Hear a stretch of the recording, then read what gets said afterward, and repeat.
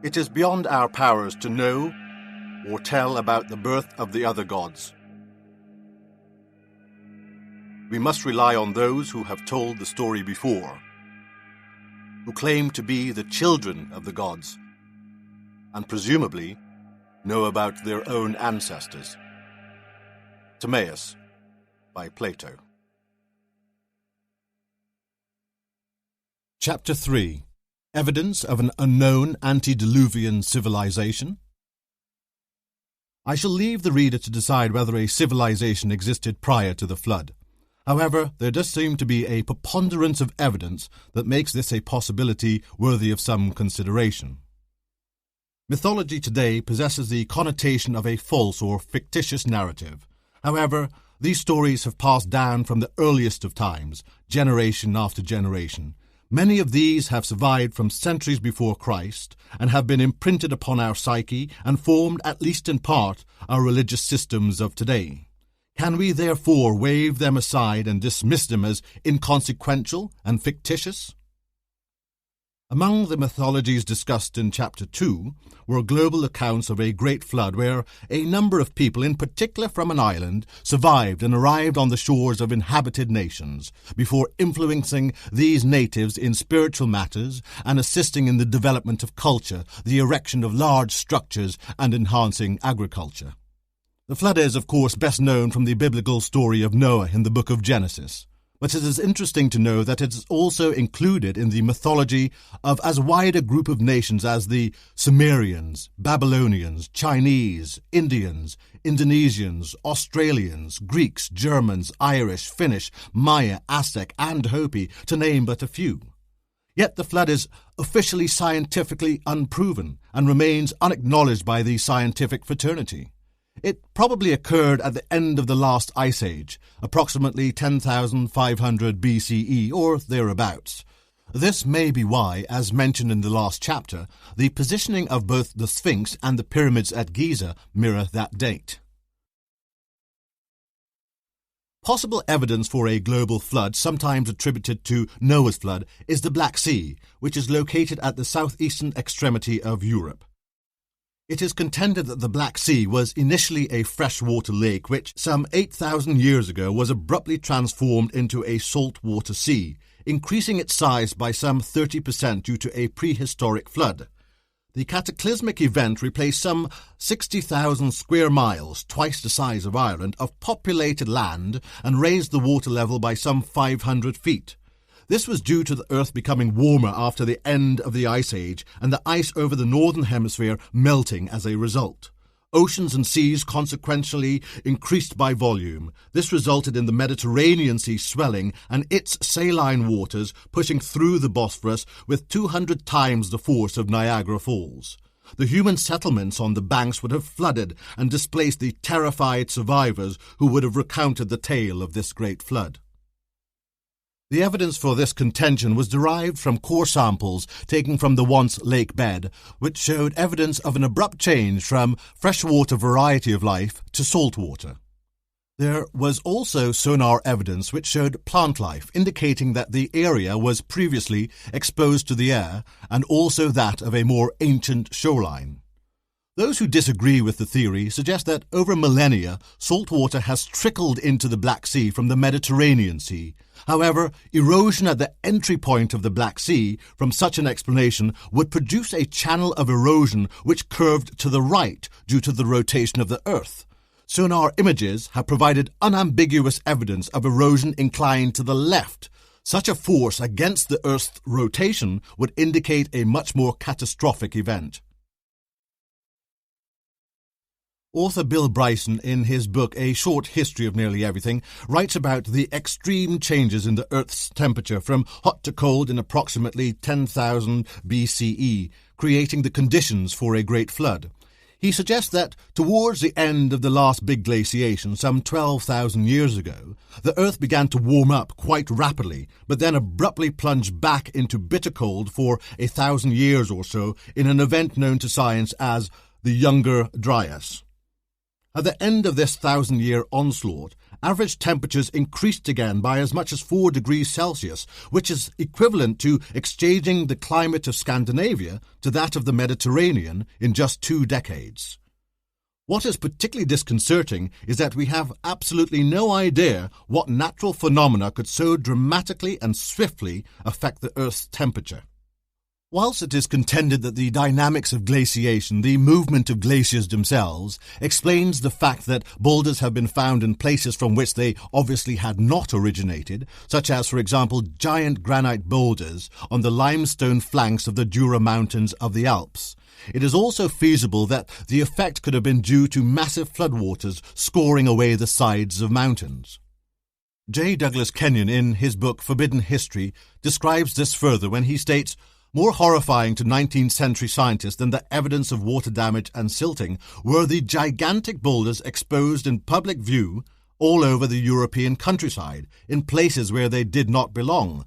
These oversized rocks, many weighing thousands of tons, could have been moved only by massive floodwaters carrying them along and then depositing them when the waters receded.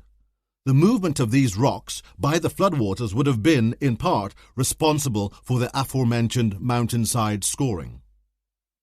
Kenyon goes on to suggest that the glacier theory did not explain why giant boulders were found in desert regions where no glacier could possibly go.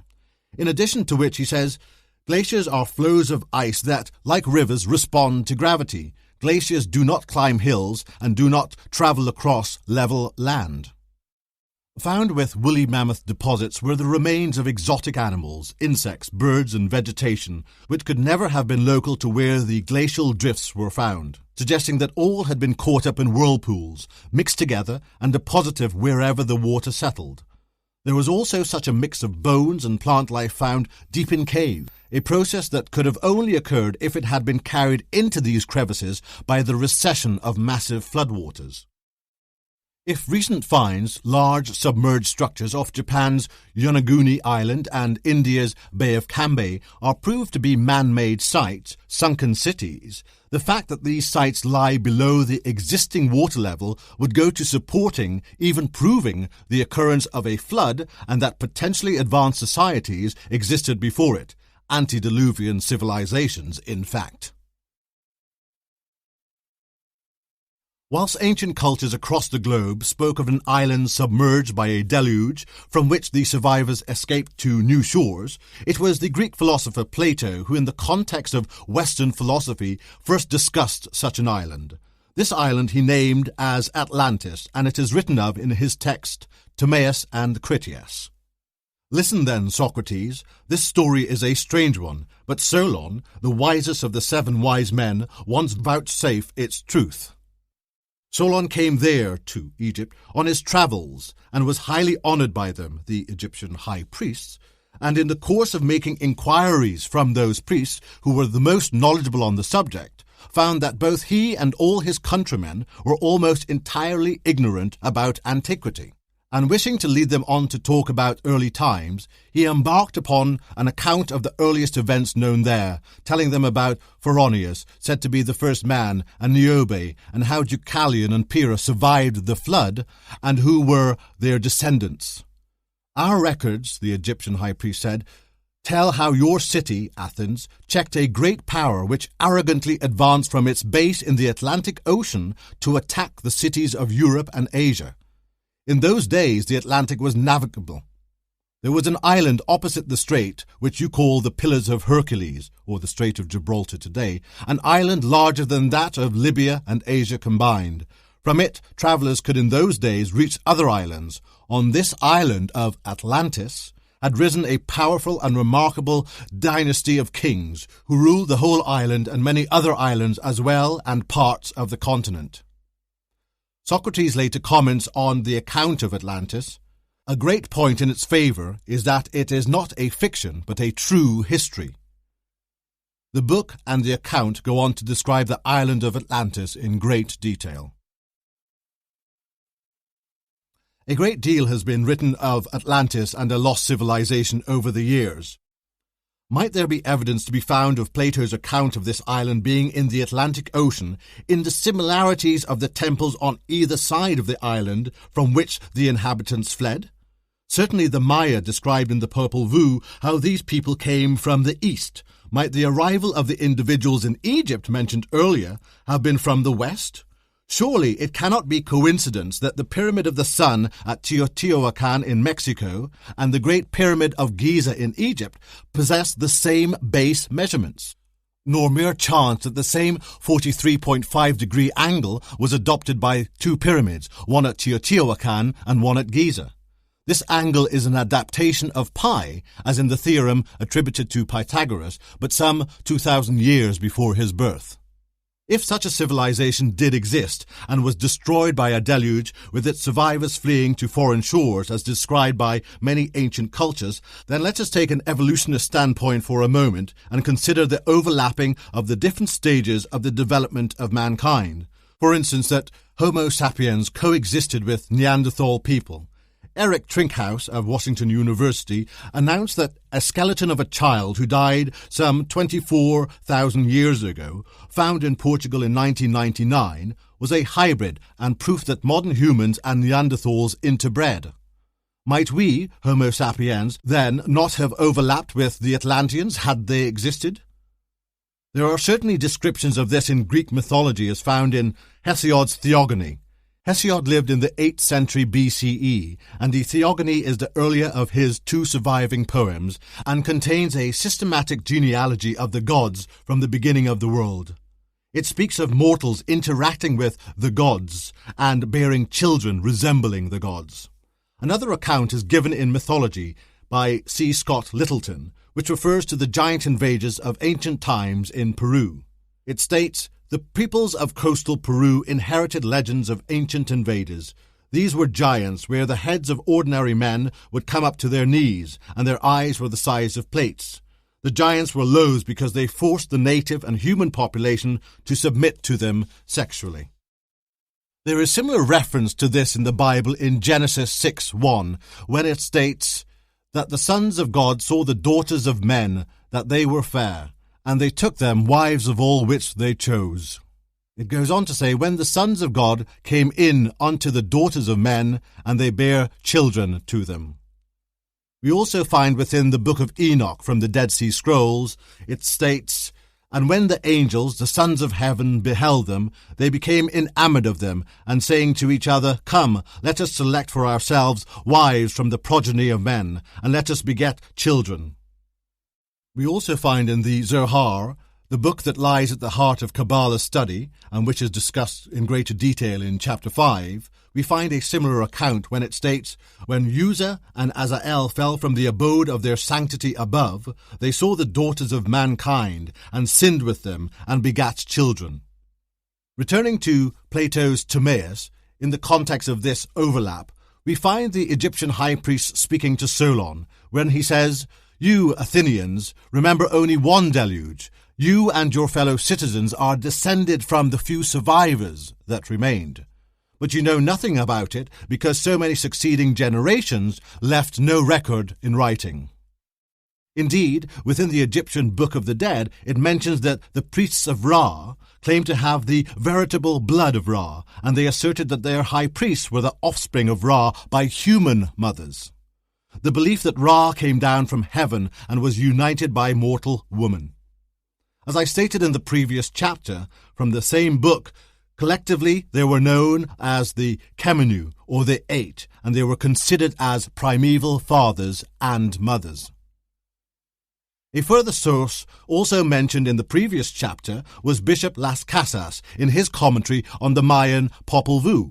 He writes, "The Maya believed that certain persons who escaped the flood populated their lands, and they were called the Great Father and the Great Mother.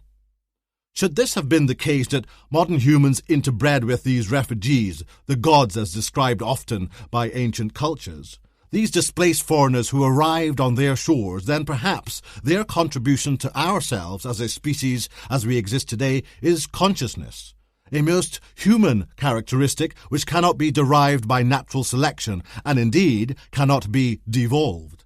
It seems to me that consciousness, much like altruism, belies the fundamentals of Darwin's theory of evolution." Charles Hapgood and his ancient maps also give further evidence. In the last chapter on the maps of the ancient sea kings, Hapgood comments, "When I began this work, I was aware of no definite evidence of an advanced ancient civilization, though I was aware that others believed it had existed. Now I have found in the maps evidence that I accept as decisive in answering this question in the affirmative." Hapgood goes on to mention that several myths were brought from legend into reality, such as Babylon of Mesopotamian mythology in 1811 by Claudius Riesch. Champollion, solving the problem of Egyptian hieroglyphics, returned Egypt to the forefront of historical study. And Troy, discovered by Schliemann, which was previously thought not to have existed, gave substance to the myths of Crete. He goes on to ask, but is this all? Is the process at an end? Are there no more lost civilizations waiting to be discovered? This would be contrary to history itself if this were the case. He maintains that the ancient maps appear to suggest the existence in remote times of a true civilization of a comparatively advanced sort, some 20,000 or more years ago, where the Paleolithic peoples were living in Europe, and that we have inherited a part of what they possessed, passed down through generations. He further suggests that the idea of a simple linear development of society, from the Paleolithic through the successive stages of the Neolithic, Bronze and Iron Ages, must be given up. Today we find primitive cultures coexisting with advanced modern society on all continents, such as the Bushmen of Australia and South Africa, and truly primitive peoples in South America and New Guinea. It is not only the inference of the maps that denotes an advanced knowledge and civilization, but there is also the Kircher map of 1665. The Kircher map of Atlantis places Atlantis between Africa and North America. The map was taken from Egypt by the Romans probably in 30 BCE, and on this map is inscribed in Latin, "The site of Atlantis, not beneath the sea," according to the beliefs of the Egyptians and the description of Plato. The map shows Africa and America on the wrong side of the island of Atlantis. This is because, to the Egyptians, north is south. That is, Lower Egypt is northern Egypt and Upper Egypt is in the south. This therefore lends to the veracity of the map. Lewis Spence, in his The History of Atlantis, points out that absence of documentary proof is not an argument for not accepting Plato's original description of Atlantis. He states, "The bare idea of Atlantis as described by Plato has been met with derision by generations of archaeologists, simply because no direct documentary evidence relating to its existence survived. But can one reasonably expect direct documentary evidence of a civilization which totally disappeared more than 11,000 years ago? It is manifest that another kind of proof than documentary must be drawn upon to justify the existence of such a culture."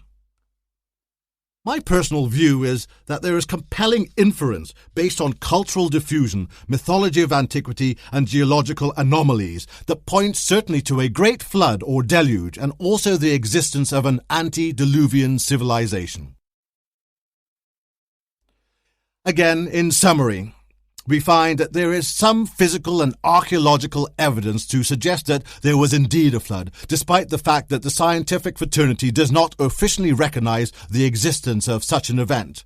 We also find that there is widespread evidence from ancient cultures of not only a flood occurring, but also of survivors from it populating their lands and becoming intimately involved with their population.